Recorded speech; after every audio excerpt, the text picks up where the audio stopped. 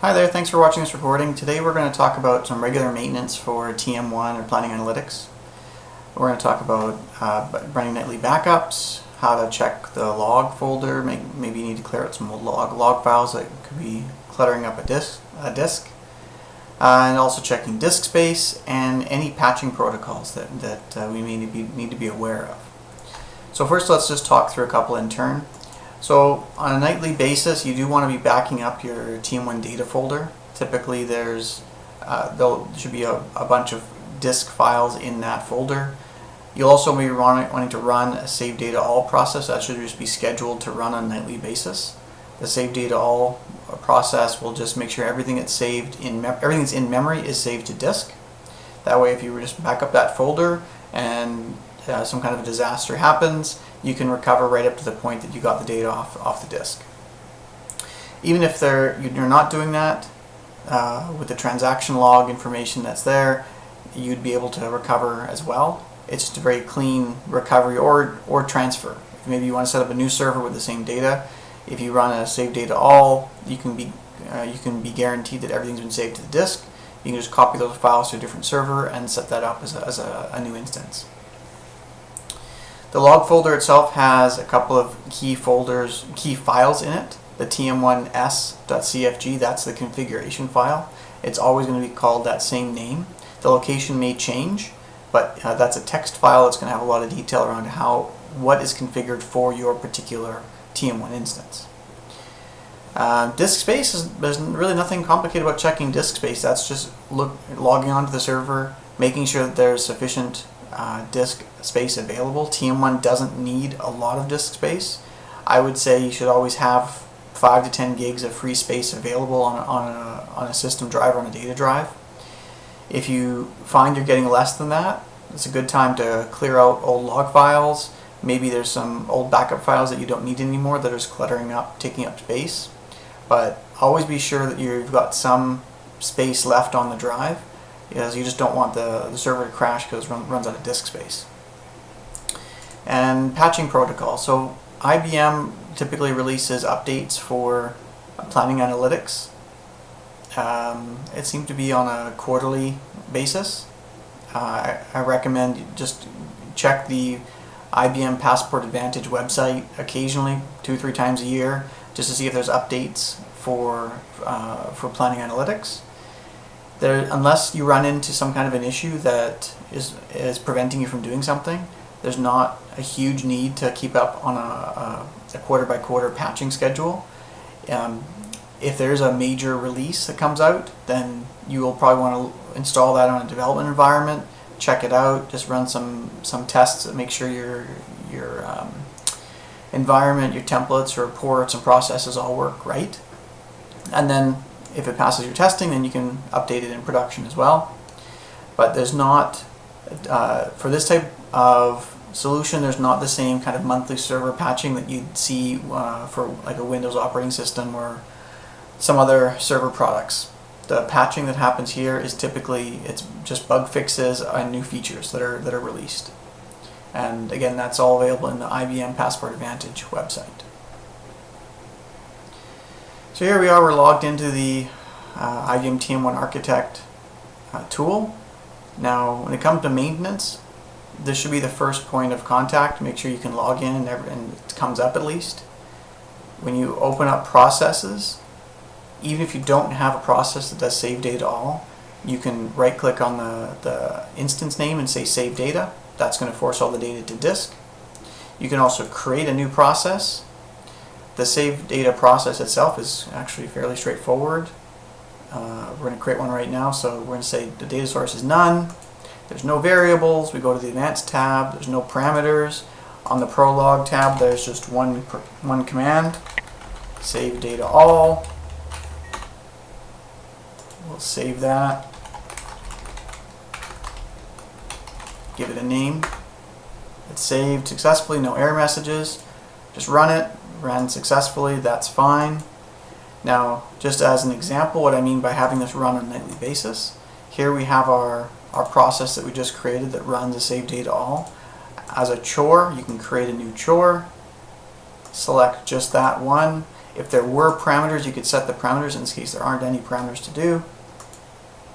You want to activate the chore. You want it to run every 1 day.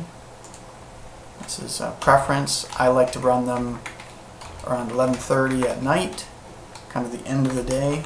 So the backup is inclusive of the work from that day. Here's going to give it a name for the chore. See, save data all. Now we have a chore right here, and whenever we want to, we can run the chore, and everything's fine. So, also from this view, from a maintenance perspective, you can always come in here and look at the, where is it? The transaction log and the message log. The transaction log is going to you'll be able to filter by a particular person or a particular cube or a date range to look at changes that have happened in the system across that different date range.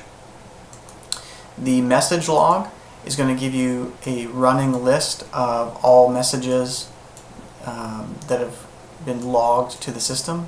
So typically there's going to be lots and lots of these info messages, and we'll go, if you see an error or you see a warning, those will be the ones I'd want to investigate further. Sometimes if you see an error, you'll be able to double click on the item and get more information. Now let's say we do want more information. Where do we go for more details on this? So on the file system, there's going to be a location for this TM1 s.cfg file, and there's also going to be a location for the TM1 server.log. So let's look at the TM1 s.cfg first. So this is the TM1 s config file. There's a bunch of stuff in here. This one is well documented. It explains what each of these different features means. Any line with a pound symbol in the front is really just a comment.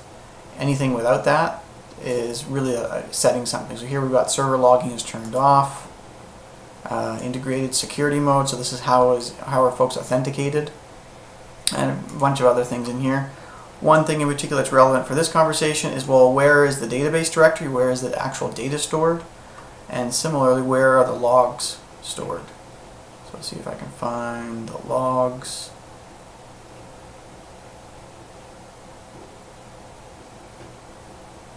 Yeah, so it's a long file, but it also identifies where the log files are in here.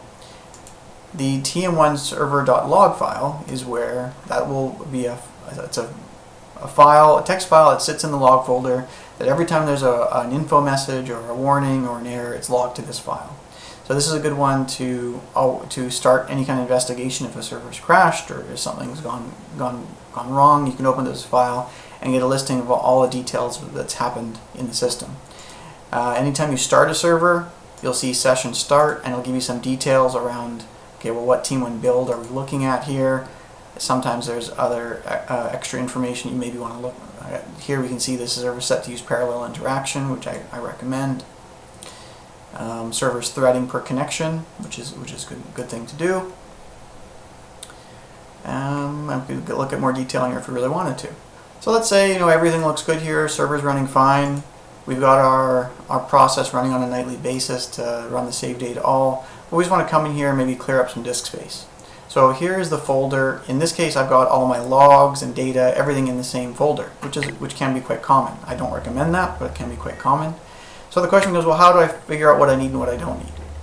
So I would typically open up that folder. I sort it by type, and you'll start to get a feel for the different types of files here.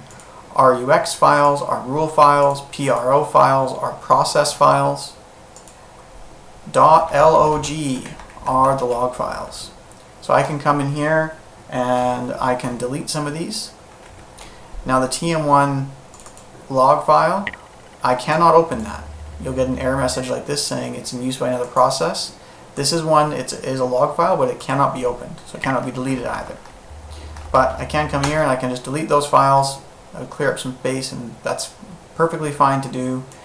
There's also dim files, which are the dimensions, CUB files, which are the cubes. BLB files are cached feeder files, so they represent if you've got persistent feeders turned on. That's the feeder information that's loaded to memory is stored to a file, and that makes the startup of the TM1 instance much faster when you have persistent feeders turned on. And .cho are chores. So just to recap, we've talked about how you do backup nightly. We've talked about clearing out the log folder. Checking disk space is just something to do on a regular basis, and if you need to clear up some disk space, I recommend clearing out the log folder. Also, patching protocols, we just talked about that TM1 or Planning Analytics, they seem to be about every quarter. It's not required to stay right up to date. Certainly you can do that if you choose to, but occasionally look for the messages on the IBM Passport Advantage website relevant to the products that you purchased, and it'll have all the details around downloading updates. And if you have any questions or concerns about applying those updates, feel free to reach out to us. That's what we like to do. That's what we do. Thanks.